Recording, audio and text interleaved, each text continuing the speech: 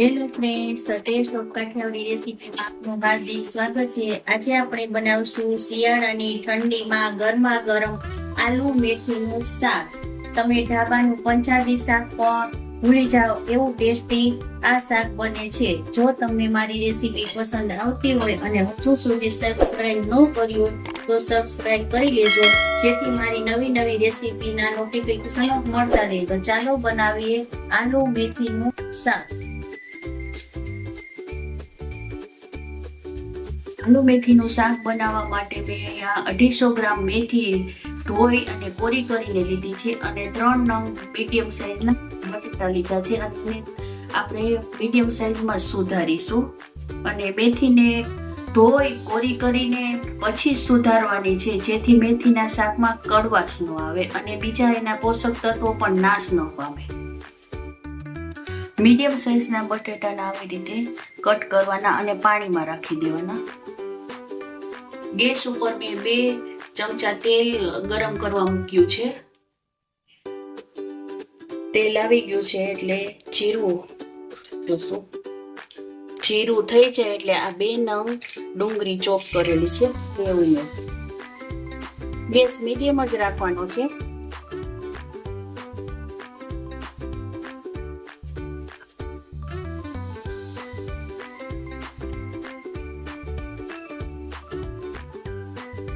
અને ડુંગળીને સાતળી લેવાની છે.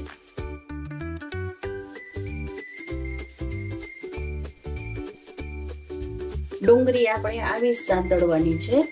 હવે એમાં આદુની અને લસણની પેસ્ટ ઉમેરશું અને આદુ અને લસણની કચાશ દૂર થાય ત્યાં સુધી આપણે સાતળશું. આદુ અને લસણની કચાશ દૂર થઈ ગઈ છે એટલે આપણે સૂકા લાલ મરચાં ઉમેરશું.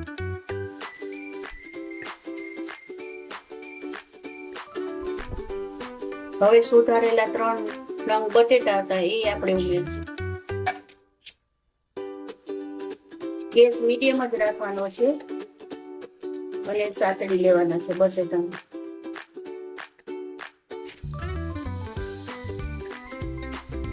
આવી જ રીતે બટેટા હલાવતા રહે અને એને હાફ કૂક કરવાના છે.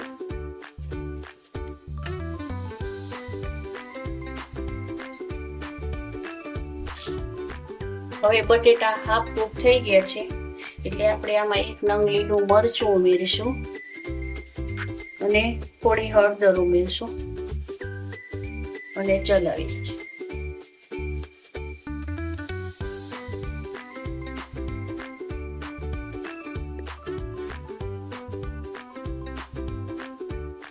આ મિક્સ થઈ ગયું છે એટલે 2 નંગ મીડિયમ સાઇઝના ટમેટાને ચોપ કરીને આમાં ઉમેરશું.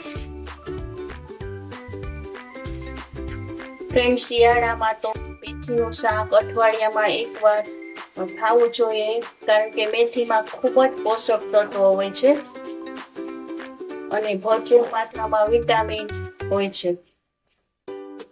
આ ચલાવી લઈ અને બટેટા અને ટમેટાને મિક્સ કરી લઈ.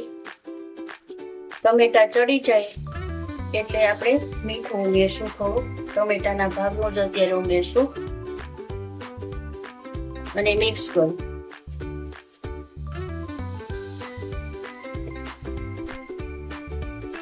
પાંચ મિનિટ ઢાંકી અને રહેવા દે.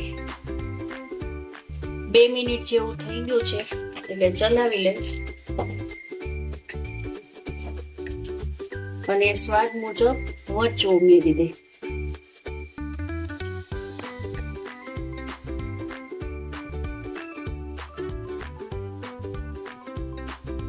બધું મિક્સ કરી લેશું અને ઢાંકીને રહેવા દઈશું. હવે ચેક કરી લેશું અને તેલ પણ છૂટું થઈ ગયું છે અને આપણે ચેક કરી લેશું કે બટેટા ચડી ગયા છે કે નહીં. એક બટેટું લઈ આમ જોઈ લેવાનું.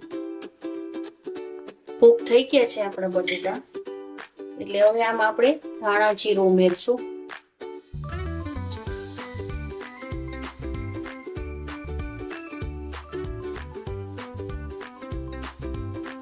1/2 ચમચી જેવો અને ચલાવી લેશું.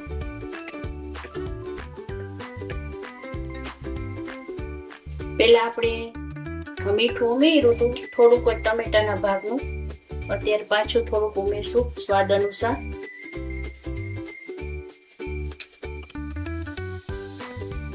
અને મિક્સ કરી લેશું. મસાલા આપણા બરે નહીં એટલે થોડુંક ગરમ પાણી ઉમેરશું અને તેલ છૂટું થાય ત્યાં સુધી ચલાવતા રહેશું.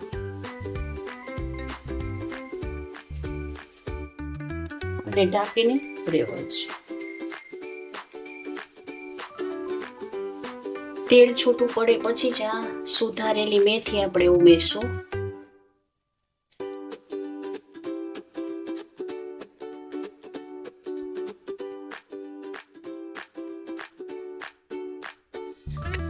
અને ચલાવી લેશું.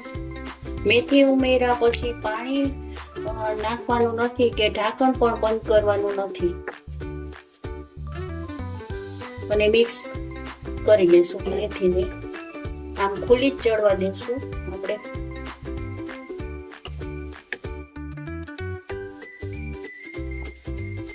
ગેસ ધીમો રાખવાનો છે અને આવી રીતે ચલાવતા રહેવાનું છે એટલે મેથી ચડી જશે.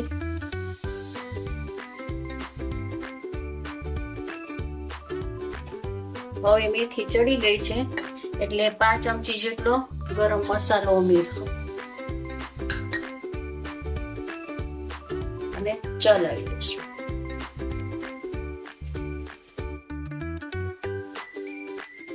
આલુ મેથીનું શાક આપણે પરોઠા, રોટલી કે પૂરી સાથે પણ પીરસી શકીએ છીએ અને શિયાળામાં તો ખૂબ મજા આવે છે. નાના મોટા સૌને ભાવે છે. 1 મિનિટ રેવા દેશું શાકને.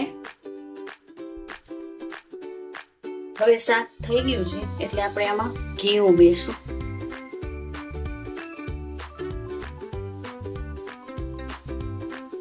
અને ચલો, ઘી ઉમેરવાથી શાકમાં ખૂબ જ સરસ ટેસ્ટ આવે છે.